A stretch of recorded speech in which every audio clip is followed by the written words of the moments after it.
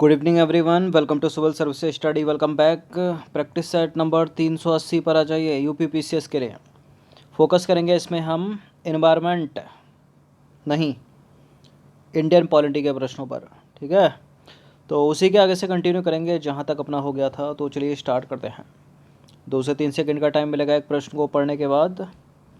थोड़े बड़े स्टेटमेंट है, 4 सेकंड का टाइम मिलेगा एक प्रश्न को पढ़ने के बाद। अपना भी सोचना कि आंसर क्या हो सकता है। चलिए स्टार्ट करते हैं। तो क्वेश्चन नंबर 1 पर आ जाइए।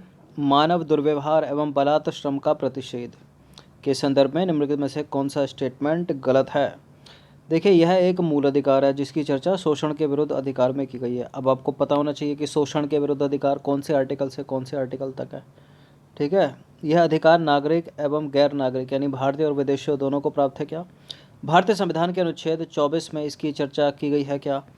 और इसका एक अपवाद है कि राज्य सार्वजनिक उद्देश्यों के लिए अनिवार्य सेवा आरोपित कर सकता है क्या। बताइए। मानव दुर्व्यवहार एवं बलात् श्रम का प्रतिषेध के संदर्भ में कौन सा गलत है। ये अनुच्छेद 23 में, अनुच्छेद 24 में नहीं है बल्कि अनुच्छेद 23 में। ठीक है, जो शोषण के विरुद्ध अधिकार है वो 23-24 में है। ठीक है, वो तो सही है, करेक्ट है पहला वाला स्टेटमेंट। नागरिक और गैर नागरिक दोनों को प्राप्त है, ये भी सही है। और इसका एक अपवाद है कि राज्य सार्वजनिक उद्देश्यों के लिए अनिवार्य सेवा आरोपित कर सकता है, ये भी करेक्ट है। ये गलत है, 24 होना चाहिए यहाँ पे। हाँ, 23 होना चाहिए। तो मानव दुर्व्यवहार एवं बलात् श्रम की चर्चा भारतीय संविधान के अनुच्छेद 23 के अंतर्गत की गई, ना कि 24 के अंतर्गत। ठीक है, 24 में है कारखानों में छोटे बच्चों के लिए जो है उस पर निषेध है।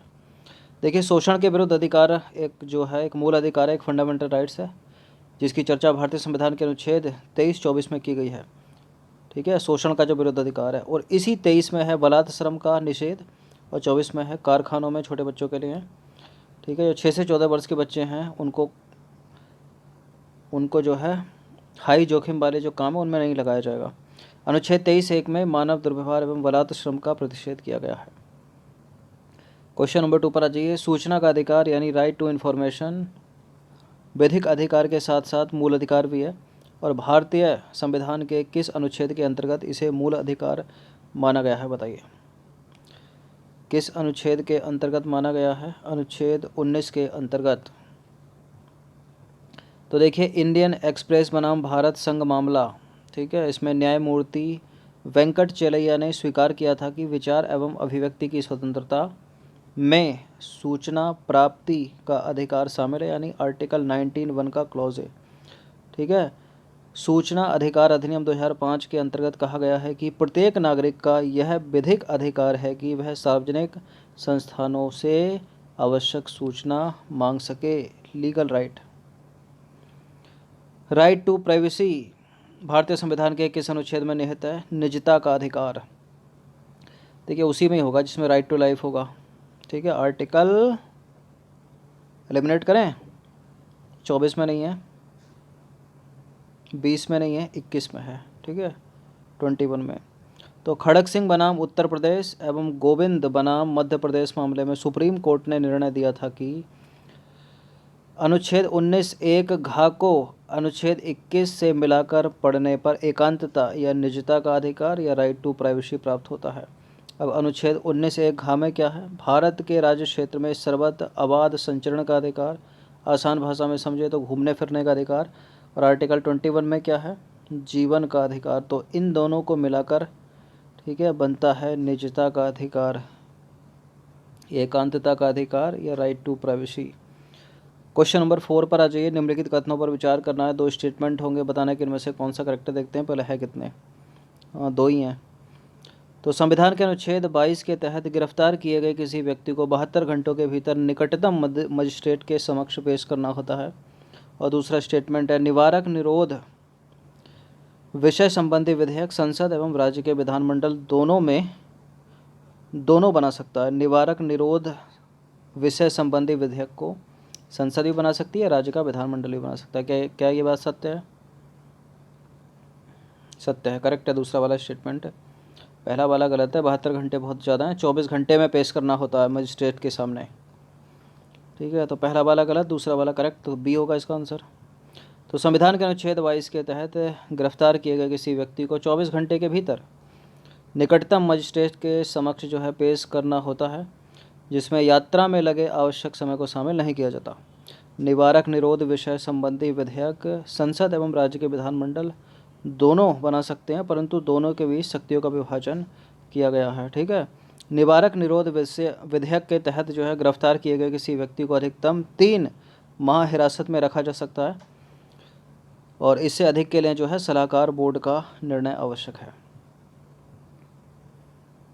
क्वेश्चन नंबर 5 पर आ जाइए। भारतीय संविधान में 11वां जो मूल कर्तव्य है वो किस संविधान संशोधन के द्वारा जोड़ा गया था, बताइए।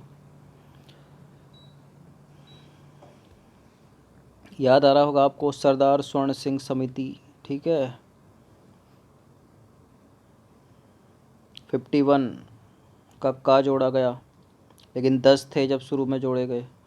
ठीक है, एक बाद में जोड़ा गया, वो था 86वां संविधान संशोधन अधिनियम 2002। तो 86वें संविधान संशोधन के द्वारा जो है भारतीय संविधान के अनुच्छेद 51, ठीक है, ए में या का में 11वां मूल कर्तव्य जो है जोड़ा गया। वो क्या था? वो जो भी संरक्षक हैं, जो भी माता पिता हैं, वो अपने 6 से 14 वर्ष के बच्चों को, ठीक है, अनिवार्य शिक्षा जो है उपलब्ध कराएंगे। क्वेश्चन नंबर 6 पर आ जाइए। निम्नलिखित कथनों पर विचार करना है। तो स्टेटमेंट है यहाँ पर, बताना कि इनमें से कौन सा करेक्ट होगा। शिक्षा के अधिकार को अनुच्छेद 21A के साथ जोड़ा गया है, और शिक्षा के अधिकार में 8 से 14 वर्ष की आयु वर्ग के बच्चों के लिए निःशुल्क एवं अनिवार्य शिक्षा का प्रावधान किया गया है। बताइए। देखिए, पहला वाला करेक्ट है, दूसरा वाला गलत है, क्योंकि 6 से 14 वर्ष के बच्चों की बात की गई है। ठीक है, 6 से 14, तो केवल एक इसका आंसर हो जाएगा, ऑप्शन नंबर ए। तो शिक्षा के अधिकार को अनुच्छेद 21A के साथ जोड़ा गया है। शिक्षा के अधिकार में 6 से 14 वर्ष की आयु के बच्चों के लिए निःशुल्क एवं अनिवार्य शिक्षा का प्रावधान किया गया, न कि 8 से 14। 86वें संविधान संशोधन अधिनियम 2002 के द्वारा शिक्षा के अधिकार को मौलिक अधिकार घोषित किया गया, और इसके तहत ही 11वां मौलिक कर्तव्य जो है वो भारतीय संविधान में जोड़ा गया, 51 का में। क्वेश्चन नंबर 7 पर आ जाइए।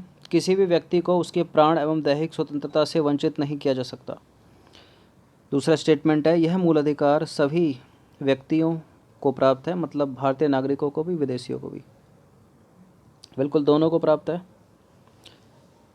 करेक्ट है दूसरा वाला स्टेटमेंट। यह अनुच्छेद 21 है, प्राण और दैहिक स्वतंत्रता के अंतर्गत है। देखिए, जो इंडिया में आज तक फांसी हुई, ठीक है, क्या वो प्राण और दैहिक स्वतंत्रता से वंचित करना नहीं था उन लोगों को? जघन्य अपराध किया माना उन्होंने, तो किया जा सकता है ना, एक विशेष कारण में तो किया जा सकता है ना, किया जा सकता है। तो गलत है पहला वाला स्टेटमेंट, दूसरा सही है। तो देखिए, यह मूल अधिकार सभी व्यक्तियों को प्राप्त है, जिसमें भारत के नागरिक, विदेशी दोनों शामिल हैं। और आपको पता ही होगा कि बताया मैंने कि 15, 16, ठीक है, 19, 29, 30 ये केवल भारतीय नागरिकों को प्राप्त है, याद रखना। तो देखिए, केवल विधि द्वारा स्थापित प्रक्रिया के आधार पर ही किसी व्यक्ति को उसके प्राण एवं दैहिक स्वतंत्रता से वंचित किया जा सकता है। आर्टिकल 21 से वंचित किया जा सकता है उसको। मेनका गांधी बनाम भारत संघ मामला 1978 में सुप्रीम कोर्ट ने निर्णय दिया था कि उचित एवं न्यायपूर्ण आधार पर ही इससे वंचित किया जा सकता है। अनुच्छेद 20 और 21 दो ऐसे मूल अधिकार हैं जिन्हें आपातकालीन स्थिति में भी निलंबित नहीं किया जा सकता। ठीक है, अब यहाँ एक बात की गई है कि उचित एवं न्यायपूर्ण आधार पर, ठीक है, और किसी व्यक्ति को विधि द्वारा स्थापित प्रक्रिया के आधार पर। विधि द्वारा स्थापित प्रक्रिया क्या होती है? मान लीजिए किसी ने जघन्य अपराध किया, तो सालों तक उसका केस चलेगा, उसको अपना वकील करने का मौका दिया जाएगा। अगर उसके पास पैसे नहीं है तो गवर्नमेंट वकील उपलब्ध कराएगी, ठीक है, सरकार देगी। तो पक्ष सुनना, विपक्ष सुनना, ये सब चीज़ें चला के कई साल लग जाते हैं, तो उसके बाद नतीजा निकलता है, इसी को बोलते हैं। चलिए, क्वेश्चन नंबर 8 आ जाइए।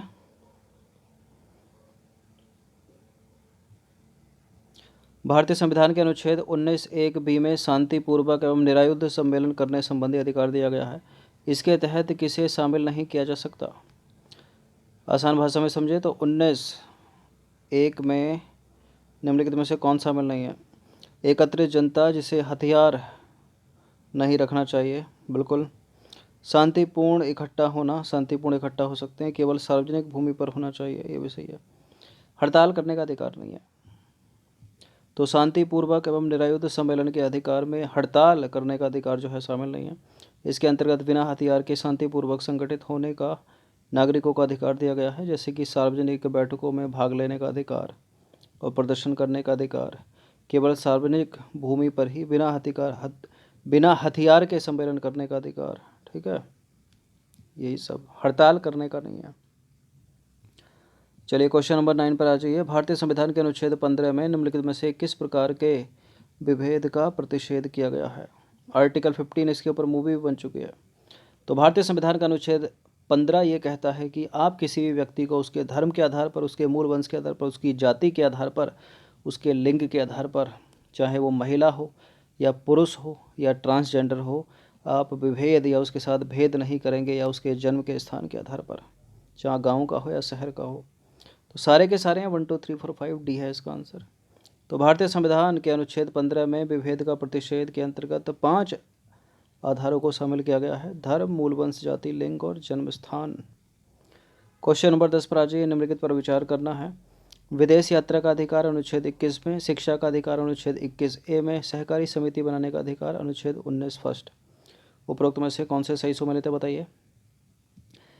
देखिए इसका तो पता चले गया होगा ना आपको। शिक्षा का अधिकार अनुच्छेद 21A के अनुसार एक मौलिक अधिकार है सन 2002 से। बाकी विदेश यात्रा का अधिकार या निजता का अधिकार, ठीक है, ये सब अनुच्छेद 21 में है। सहकारी समिति बनाने का अधिकार अनुच्छेद 19A में है, ये सही है। तो तीनों के तीनों बिल्कुल ऑलरेडी सम्मिलित हैं, डी है इसका आंसर। तो देखिए विदेश यात्रा करने का अधिकार जो है भारतीय संविधान के अनुच्छेद 21 में, और शिक्षा का अधिकार है अनुच्छेद 21A में या का में। कुछ इंपॉर्टेंट है यहाँ पर। अनुच्छेद 19(1) में जो है 6 इंपॉर्टेंट अधिकार हैं वर्तमान में। कौन कौन से हैं वो याद रखिए, क्योंकि कभी कभी 19 और 21 के साथ कन्फ्यूज़न हो जाता है। तो वाक्य एवं अभिव्यक्ति की स्वतंत्रता का अधिकार अनुच्छेद 19A में, शांतिपूर्वक एवं निरायुध सम्मेलन का अधिकार, संगम या संघ या सहकारी समिति बनाने का अधिकार, भारत के किसी राज्य क्षेत्र में सर्वद आबाद संचरण या घूमने फिरने का अधिकार, भारत के राज्य क्षेत्र के किसी भी भाग में निवास करने और बस जाने का अधिकार। ये सारे के सारे का अधिकार जो है ना केवल भारतीयों के पास है। याद आया वो चीज़, 15, 16, 19, 29, 30, ठीक है, और ये 91 का इसमें है, केवल भारतीयों के पास। कोई वृत्ति, उपजीविका, व्यापार या कारोबार करने का अधिकार केवल भारतीयों के पास है। भारत के किसी राज्य क्षेत्र में निवास करने बस जाने का अधिकार भी केवल भारतीयों के पास है। विदेशी बसेगा कि लिमिटेड टाइम के लिए, वीज़ा ख़त्म, डिपोर्ट कर देंगे उसको, ठीक है। तो इनको पढ़ लेना या लिख के देखना ताकि याद रहे, लिखा हुआ लंबे समय तक याद रहता है। तो ये 10 पर प्रश्न थे इंडियन पॉलिटी के, इनकी प्रैक्टिस कम से कम एक बार तो कर ही लेना, ठीक है। धन्यवाद।